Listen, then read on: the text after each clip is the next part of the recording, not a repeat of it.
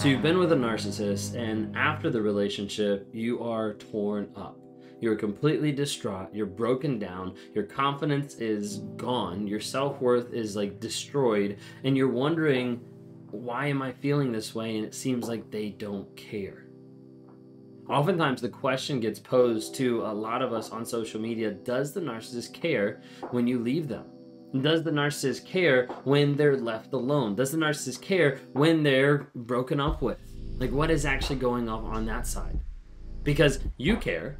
There's a huge part of the heart that breaks and a lot of stuff that happens on your side that's left you distraught after the relationship, but it seems like they don't. What's going on there? Do they actually care when they get left, when they get broken up?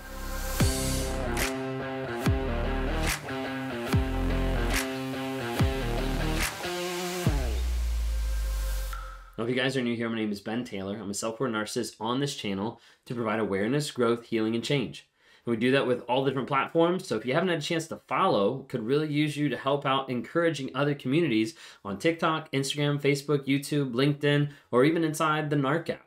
And it's a giant community that is getting grown time and time again by people that are doing courses, that are taking their tracking their no contact, that are helping encourage other people, that are engaging in the community and in the weekly lives where we discuss things and give stuff to work on, almost homework, to try to help you improve and grow, and also bring in coaches every single month from across the globe to help encourage and move you to the next level, to keep you moving and growing forward. If you haven't had a chance to be able to check that out, it's narcapp.com, N-A-R-C-A-P-P, narcapp.com. Check that out because I'd love to have you a part of that. If you haven't had a chance to be able to hear the wife's perspective, Kayla, my wife, and I have been doing a new podcast called Trauma, Drama, and Life. It's got a couple episodes out right now. Would love to have you engage with it and be able to see if it's something you like, or if it's something that you want to write in or DM us sometime and say, hey, can you talk about this? Because I'd like to hear your perspective on it. And some of it's specifically narcissistic, some of it's life, some of it's different things, but that is all under Trauma, Drama, and Life. That's the name of the podcast, Trauma, Drama, and Life, under Apple Podcasts. If you want to talk to me sometime, would love to interact with you, would love to be able to engage, be able to help coach you through the trauma bond, through the limbo land of like what's actually going on as you detox from that addictive person, and how to build boundaries moving forward. If I can be of any help with that, would love to reach out. Just go to rawmotivations.com, click on one-on-ones, we can talk there. Anyways, diving in today, I want to be able to jump into the aspect of like, does the narcissist care when you leave them? Because that thought gets brought up a lot.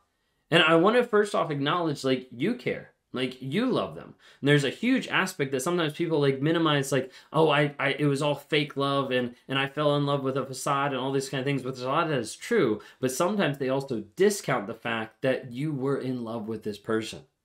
And that makes it hard. That makes it really hard because you miss them. Because you want them, because there's different aspects that you're used to having that person in your life on a day-to-day basis, and it gets really confusing when that person that you gave your heart to just seems to walk away and not care. Why wouldn't they care? They said they cared, right? They said that they were open to caring, that they were open to loving you, that they were there for you, that they wouldn't ever leave you, all these different things, but then they never really followed up. They said those things. They would say a lot of things, right? But it never seemed to match. And this comes down to the idea of cognitive dissonance, where the actions don't match up with the words. Where you look at it and they say, I love you, but then they don't demonstrate it. And then they demonstrate one thing and it doesn't match up to the other thing that they're saying. And it goes back and forth. And our mind normally wants to go to the easiest thing. Let me go to something that's not hurtful. Let me go to something that doesn't bring up pain. Well, that person demonstrating that they don't love me is a lot more pain than just believing the words of saying, oh, I love you. But they don't show it. And oftentimes this confuses a lot of people and starts to build a huge aspect of the trauma bond where you feel addicted to this person. And as a result, because of intermittent reinforcement, the highs, the lows, the ups, the downs, the I love you and then lack of demonstration, I love you and then lack of demonstration, starts to breed a trauma bond. And that trauma bond makes it so confusing for people to break free and understand, hey, what's actually going on? And that's why this question stems a lot of time of, does the narcissist care when you leave them? Because in your mind, I care so much about them, why wouldn't they care about me? When it comes down to it, I want to be able to show you that narcissists care about two things when you leave. There's two things that they actually care about whenever you get ready to walk out the door, whenever you get ready to leave them. Typically, the first one is image. Is the idea of like, how is my image going to be impacted by the decision that this person is making to leave me? You see, whenever my wife ended up leaving for a period of time, my thought was, how is this going to look? How can I spin the story? How can I make this look a certain way so that I'm not the bad guy? Because I need to be the good person. I need to be the person that is there and faithful and loving and all these things, because that's the story that I was telling myself a lot of times. So one of the things I had to think of is, how is this going to look to other people? How is it going to look to my parents? How is it going to look to my extended family? How is it going to look to my church? How is all this going to look? And there was a part of it that led up to her leaving that ended up being partially a reverse discard. Of like the idea of like, let me make life awful for her so that she leaves and then I'm not the person that left. This is one of the lies that I was believing over a period of time, that I'm a good person. That's the thought that would go through my head, that I wouldn't want to acknowledge the fact that I'm doing things that are awful, that I'm doing things that are mean, that I'm doing things that are abusive. I wanted to be able to justify I'm a good person. That way I could look at my family, I could look at religion, I could look at different people in my life, and I could show and put up the mask that I matter. That I'm that person that is doing the good things while another person is giving up on me. A lot of times we'll see that with narcissists where they want to appear good even when their actions don't demonstrate that. You see, the goal in a breakup, in someone leaving, and anything like that is to maintain a good image. And as a result, if I'm trying to maintain a good image, sometimes that means a person is going to hoover. Okay, if I'm going to hoover, I want to be able to get back with you so I can look to everybody else and be like, see, like I am a good person because I tried this. I made it work. We're together now. It looks better. Or there's even the aspect of maintaining a good image where I'm going to smear another person's name. Of, I have to look better than you. I have to maintain my image. So I'm going to put a lot of crap on you so that you look bad and I look good.